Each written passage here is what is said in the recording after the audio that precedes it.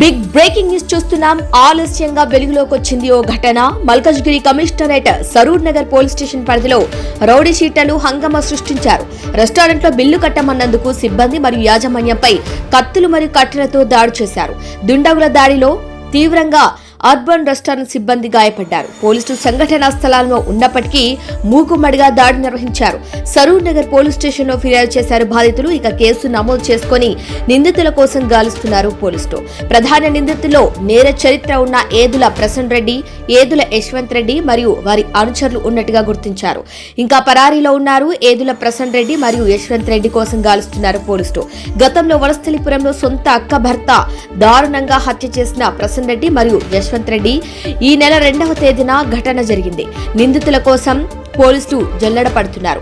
నిందితుల నుంచి తమకు ప్రాణహాని ఉందంటూ వారిపై కఠిన చర్యలు తీసుకోవాలని బాధితులు డిమాండ్ చేస్తున్నారు. ఇక ప్రధాన నిందితుడు ఏదుల ప్రసన్న రెడ్డి ఉన్నత అధికారుల పేర్లు చెప్పుకొని బార్లు మరియు రెస్టారెంట్లలో నయా దందా సాగిస్తున్నట్లు సమాచారం వచ్చింది.